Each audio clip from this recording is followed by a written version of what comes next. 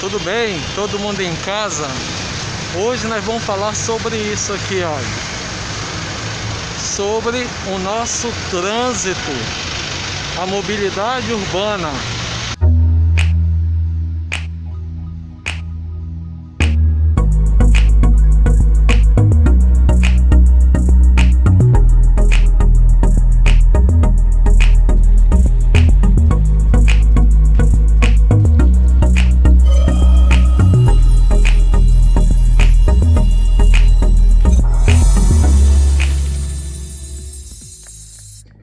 Então falar sobre transporte urbano, falar sobre mobilidade e sustentabilidade é bem mais complexo do que apenas um aumento da frota de ônibus para diminuir as superlotações.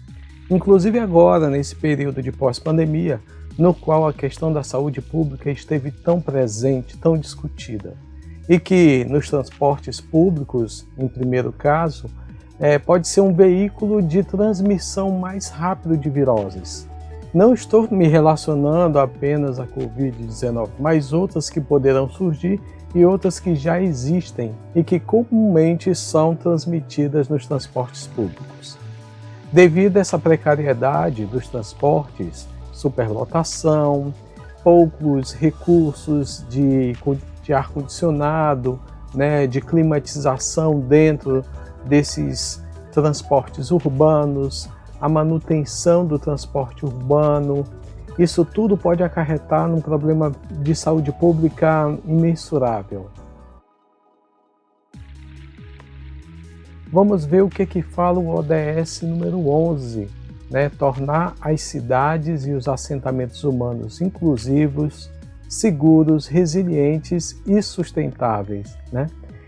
Quando a gente fala sobre isso, a gente tem que observar o ODS 11.2. Até 2030, proporcionar o acesso a sistemas de transporte seguros, acessíveis, sustentáveis e a preço acessível para todos, melhorando a segurança rodoviária por meio da expansão dos transportes públicos, com especial atenção para as necessidades das pessoas em situação de vulnerabilidade, mulheres, crianças, pessoas com deficiência e idosos. Então, nos Objetivos de Desenvolvimento Sustentável já se discute essa questão da mobilidade urbana e principalmente a qualidade dos transportes públicos. Não podemos achar que uma cidade pode desenvolver, ela crescendo a população, crescendo, vamos dizer, um número de casas e de prédios e a mobilidade urbana não ser cuidada como deve ser. Isso daí a gente vai levar esse pensamento de cidade sustentável ou cidade inteligente, como a gente pode promover na nossa comunidade, na nossa cidade, as cidades inteligentes. Enfim, então a gente chega à grande questão, O que é essa mobilidade urbana sustentável? Então, para dar um exemplo para vocês, existem vários sites, vários exemplos que trabalham sobre isso. Eu vou falar da Mobilize, esse portal de mobilidade urbana sustentável, que eu acho muito bacana, muito legal, ele é muito prático, tem boas informações e eu indico para quem quiser estudar um pouco mais sobre a questão da mobilidade urbana sustentável. Então, para a Mobilize, o que significa a mobilidade urbana sustentável? Mobilidade é o grande desafio atual de todas as cidades contemporâneas, em todas as partes do mundo. A opção pelo automóvel, que parecia ser a resposta eficiente do século XX à necessidade de circulação, levou à paralisia do trânsito, com desperdício de tempo e combustível, além dos problemas ambientais de poluição atmosférica e de ocupação do espaço público. No Brasil, a frota de automóveis e motocicletas teve um crescimento de até 400% nos últimos 10 anos. Isso é muito grave, pessoal. Isso significa que a questão da mobilidade urbana não é somente fazer estradas, fazer pistas, aumentar a frota de ônibus, aumentar a frota de metrô e etc. É muito mais do que isso. É garantir a qualidade de vida para a população também. Não é só transportar, mas transportar com qualidade. Garantir que essas populações, principalmente agora nesse período pós-pandemia, ela possa ter a garantia de não ter a sua saúde arriscada. E quando eu falo a saúde física e a saúde mental, a saúde emocional, né? A saúde física vem até das agressões, de acidentes, a transmissão de doenças, bactérias, vírus, né? O calor, a não climatização dos transportes públicos, e aí vai um rol, né, de reclamações dos passageiros.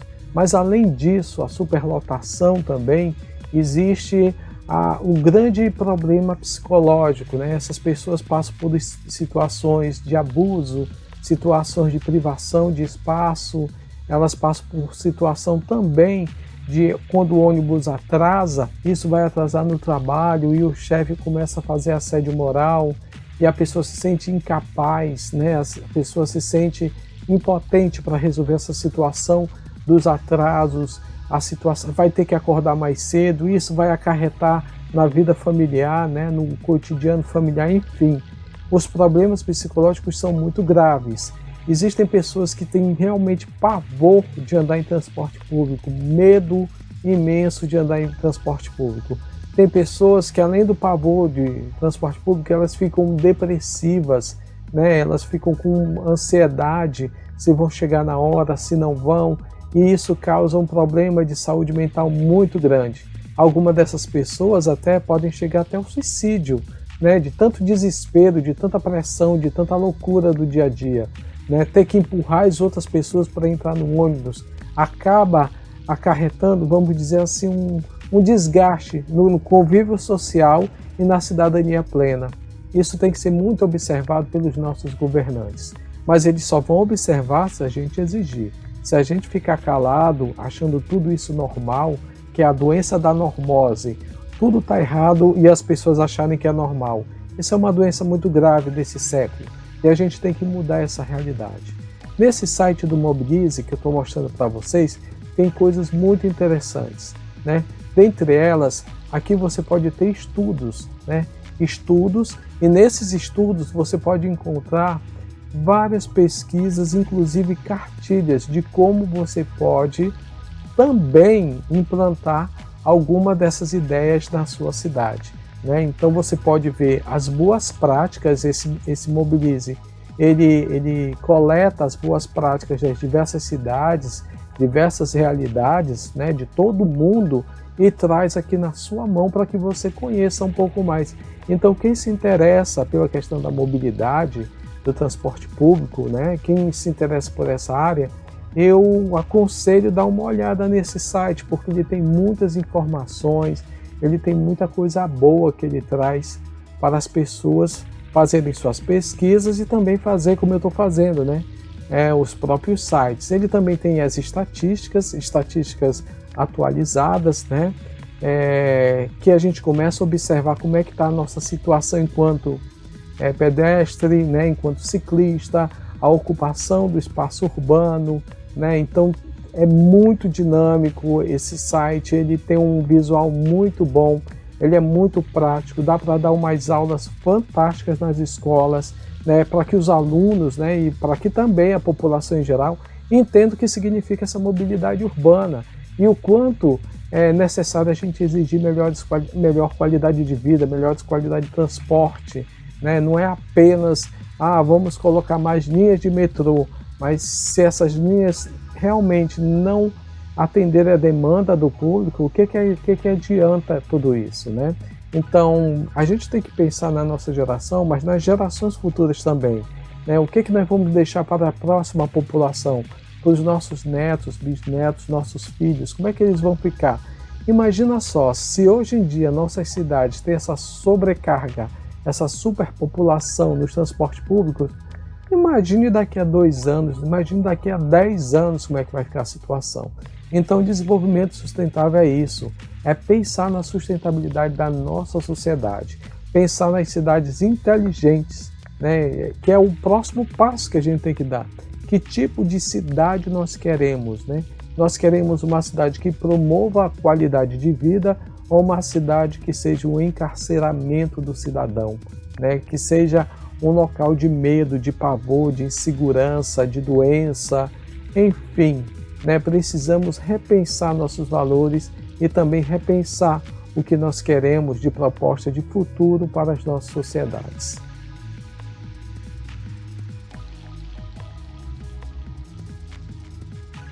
Bom, então como podemos ver, né, a compreensão de mobilidade e sustentabilidade é muito mais ampla do que nós podemos imaginar.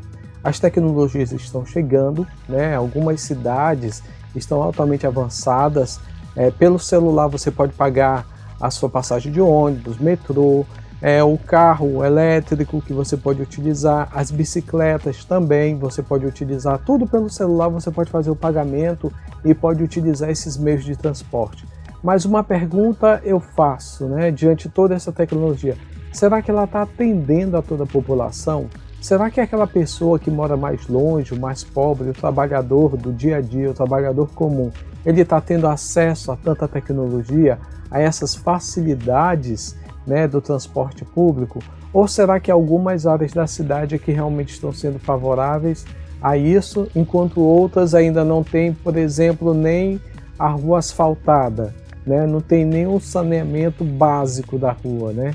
Então, vamos pensar nisso, vamos pensar a favor de quem que a tecnologia está, né? De quem que ela está favorável, porque se é um serviço público, se é um bem público, é para atingir a todos e não uma parcela da população. Mas isso só vai ser possível atingir a todos se todos nós participarmos dos seminários, das conferências, nas rodas de diálogo, dos movimentos, né? Inclusive convido a participar do movimento ODS, que a gente tem essa causa, essa luta, né?